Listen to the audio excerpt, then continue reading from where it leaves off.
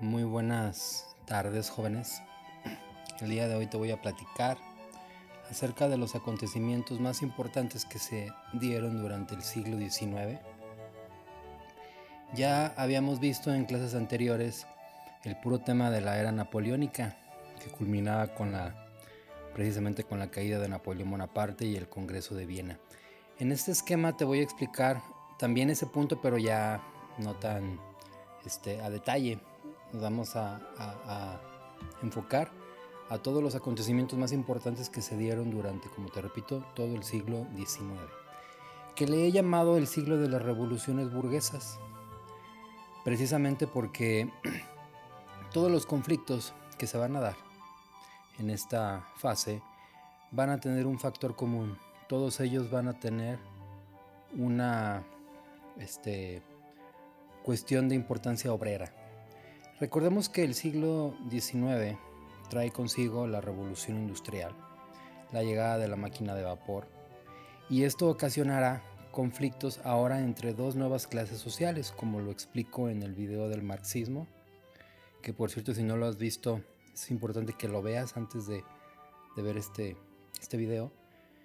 Entonces repito, estas dos nuevas clases sociales que llegan, que son el burgués y el proletariado, ahora generarán nuevos conflictos sociales. Bueno, vamos a iniciar. Nos vamos a ir por etapas.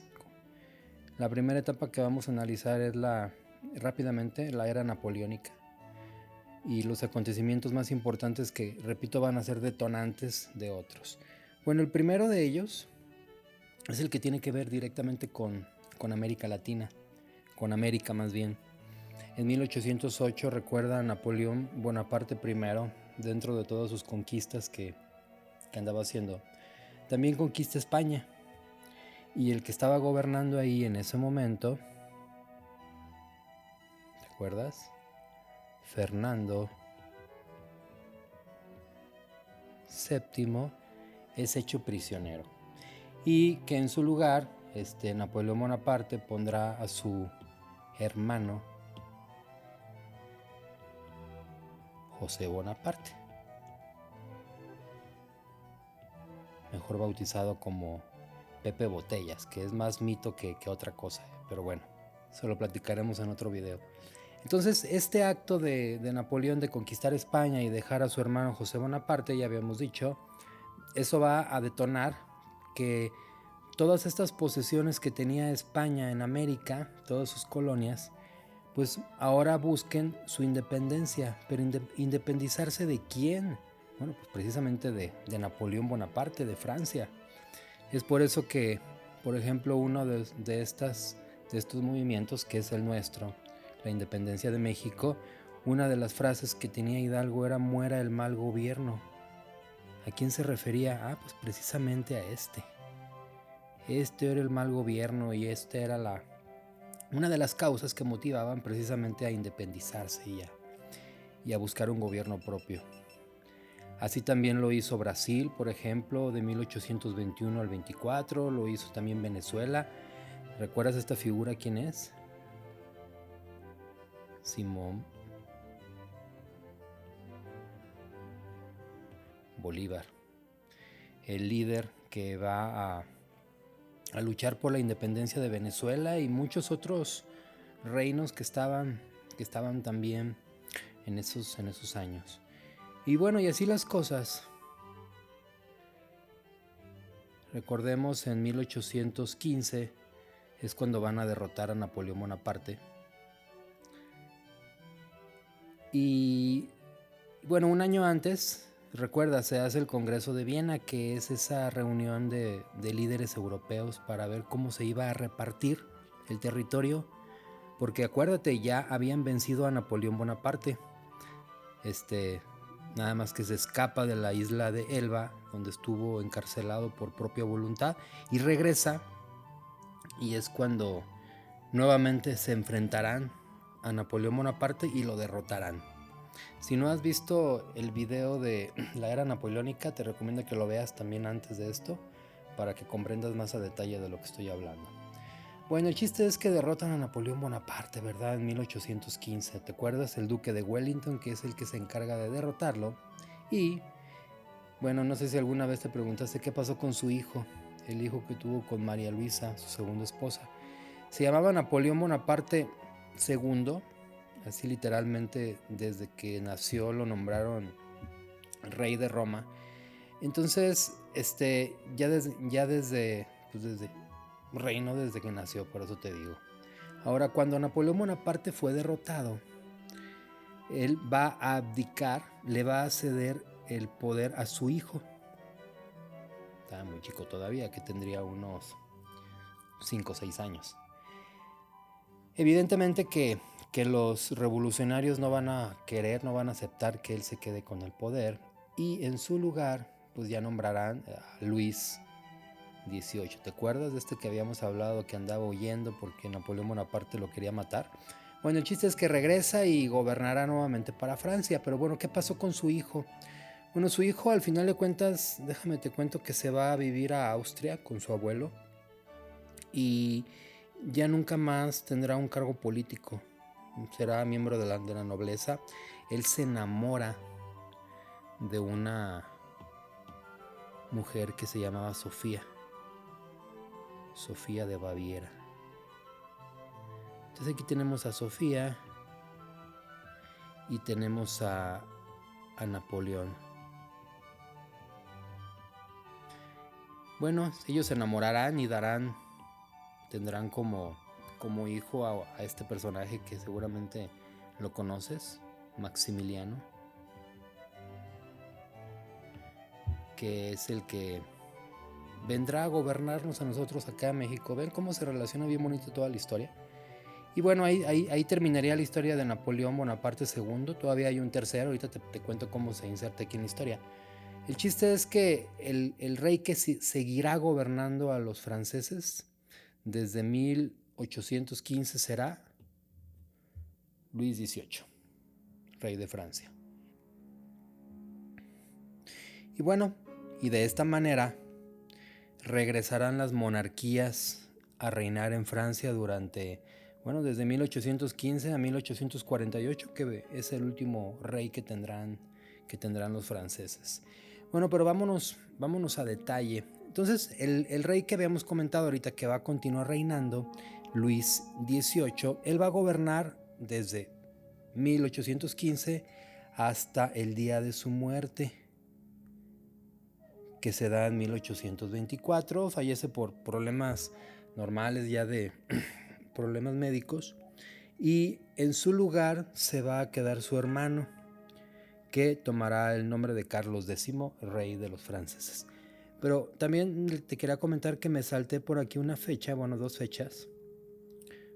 Una de ellas es la de 1811, llamado ludismo. Te había comentado al principio de este video que este siglo XIX se caracteriza precisamente por estas revoluciones sociales, movimientos sociales que son protagonizados precisamente por los obreros. Esta nueva clase proletariada que se siente desplazada, se siente agredida en cierta forma por los burgueses, por el trato que les dan. Es así que uno de esos acontecimientos donde los obreros se quejan de su situación laboral es en 1811, te repito, se llama ludismo. Esto se refiere a su líder, que se llamaba Lud. Ellos reclamaban algo, estaban en contra de las máquinas. Por eso fue el hombre contra las máquinas. Y así, esto fue en Inglaterra, inició en Inglaterra y luego se esparció a otros países de Europa, Pero la idea era muy sencilla: destruir las máquinas, ya que ellos consideraban que les quitaban trabajo, que desplazaban el trabajo, y las empezaban a destruir. Entraban en las noches con la cara tapada y hacían destrozos en las fábricas, y empezó una guerra civil ahí entre obreros y burgueses. Se empezaban a matar los unos a los otros.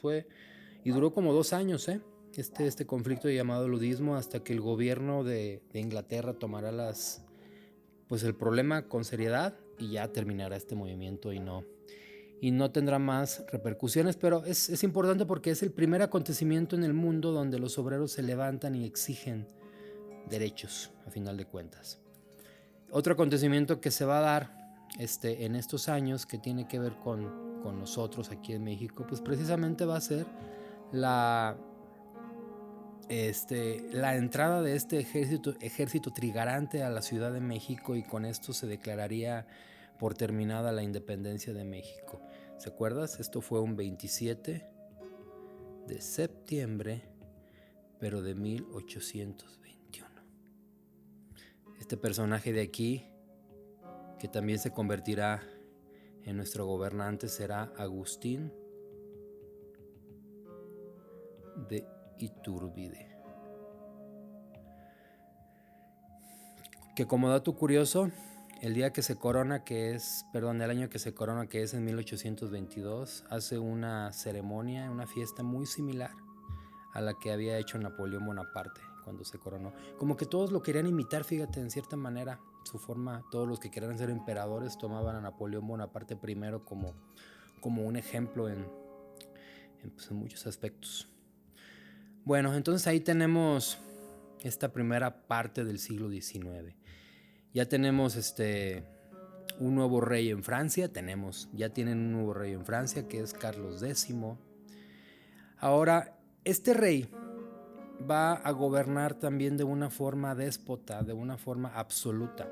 Es por eso que les pongo aquí que este periodo del que estamos hablando es el periodo de las monarquías absolutas.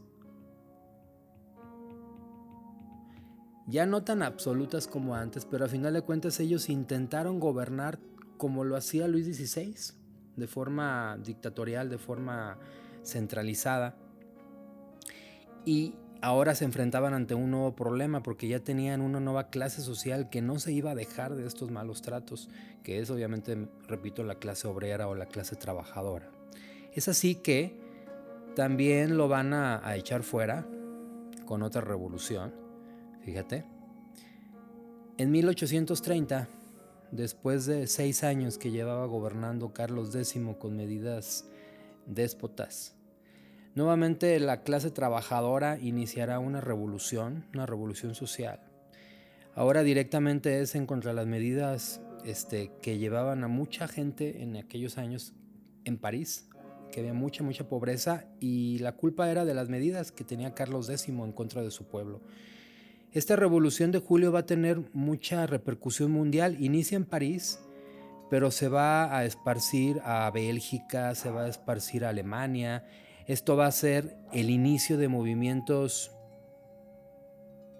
voy a poner por aquí, que tienen que ver con la unificación o con el nacionalismo.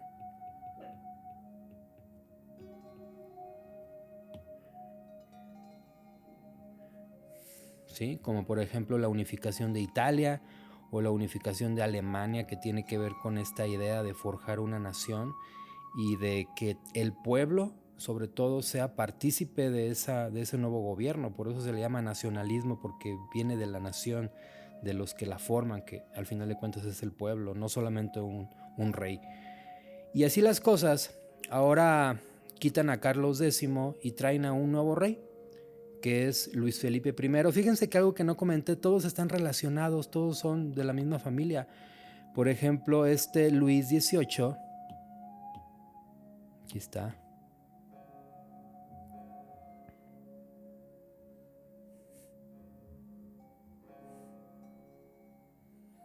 Perdón. Luis XVIII es, si lo mencioné, es hermano de Carlos X.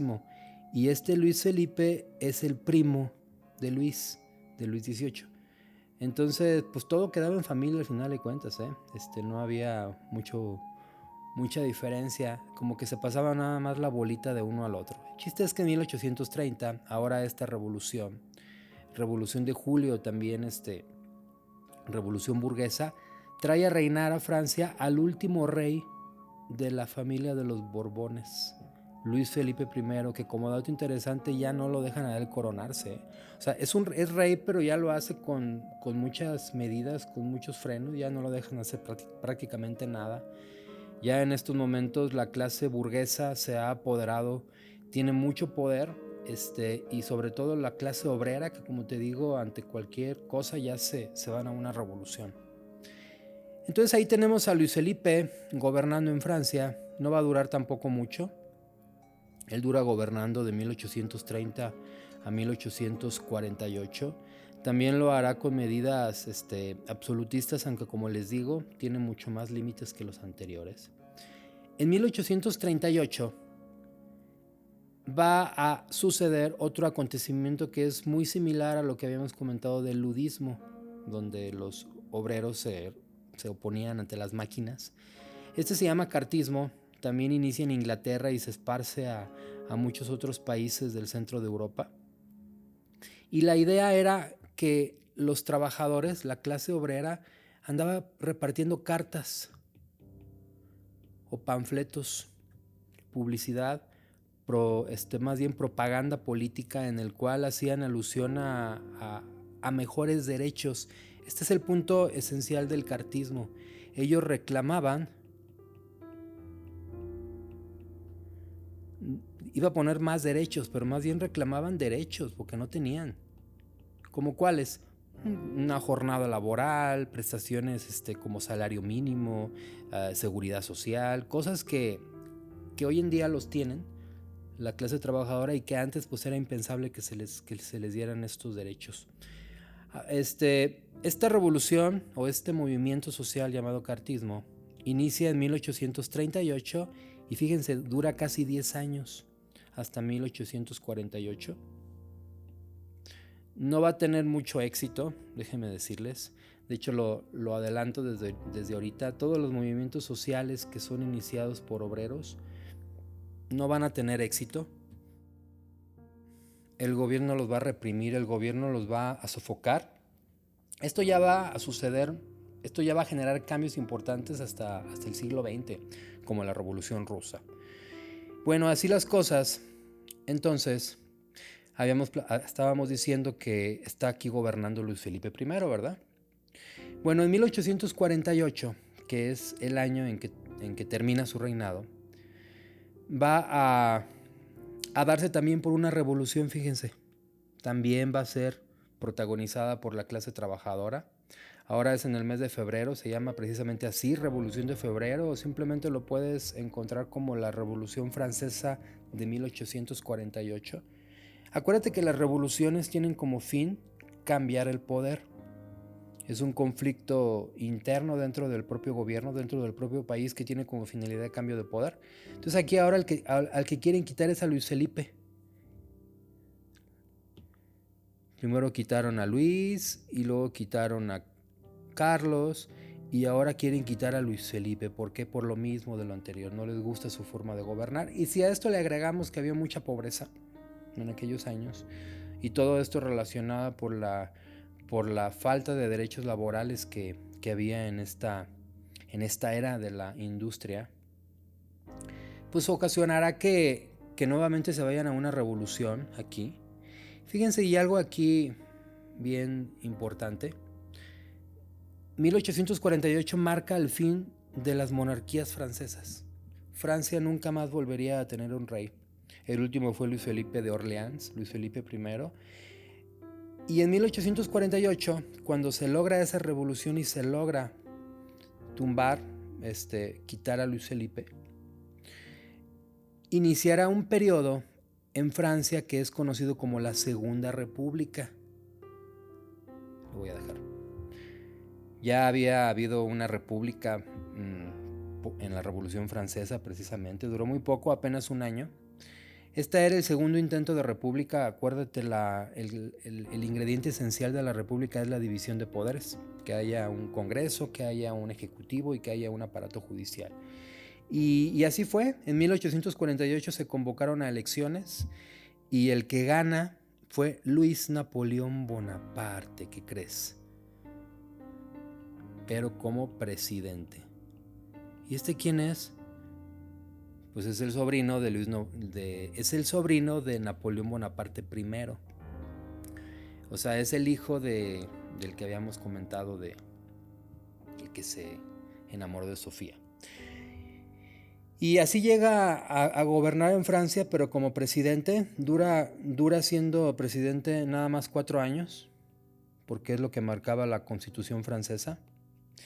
Y en 1852, Napoleón se intenta reelegir, fracasa, da un golpe de estado a sí mismo y un 2 de diciembre, pero de 1852, ¿qué crees? Napoleón Bonaparte se corona como emperador de los franceses. ¿A qué te suena esto? Pues estaba invitando a su tío, lo hizo el mismo día, lo hizo con una ceremonia muy similar, lo hizo en el mismo lugar. Quería imitar a su tío en muchos sentidos. Este siguiente periodo, pues simplemente lo vamos a llamar así, el Segundo Imperio francés, que es aquí cuando, por ejemplo, en 1862, aquí se viene a México y dará la batalla de Puebla, que como sabemos fracasa y posteriormente regresará y traerá un imperio aquí a México gobernando Maximiliano por algunos años, hasta que llegue 1870 y en su intento de Napoleón Bonaparte por conquistar el mundo y, como te digo, por imitar a su tío, también le declara la guerra a los prusianos. Se mete con su territorio, se genera una guerra que dura un año, la guerra franco-prusiana, y que al final de esta guerra, el líder prusiano, que se llamaba Otto von Bismarck, él liderará el triunfo y esto dará lugar a la creación de lo que se llama el Imperio Alemán. Primer Imperio Alemán. Bueno, ¿y qué pasó con Napoleón? Pues lo vencieron. En 1871 fue derrotado en la batalla de Sedan y con eso terminará Napoleón. No muere ahí, él fallece en 1873, exiliado en Inglaterra, y así terminará la era del imperio en Francia.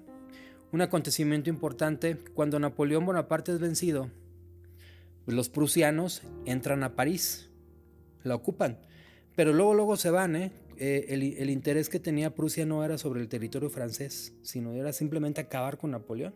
Cuando lo logran, dejan a París sin gobierno, y ese periodo en el que no había gobernante, ¿qué crees? Los obreros lo aprovecharon. Dijeron, ahora es nuestro momento. Aplicaron la ideología marxista, se fueron a una revolución que fue conocido como la Comuna de París, que duró bien poquito, 60 días nada más. 60 días en que literalmente los trabajadores tomaron el poder, o lo que el propio Marx mencionó, fue una dictadura del proletariado. Fue la primera en la historia, duró 60 días. ¿Qué le faltó para que tuviera éxito? Pues muchas cosas, entre ellas un líder fuerte que, como menciono en el video del marxismo, es un ingrediente indispensable para que esta dictadura del proletariado tenga éxito. Bueno, y una vez que es derrotado Napoleón, Francia, como te digo, no volverá a tener ni emperador ni rey. De ahí en adelante ya será pura república. Pasaron de la tercera a la cuarta a la quinta, creo que ya van como en la sexta república. También ha sido un país cambia mucho sus leyes, como te menciono.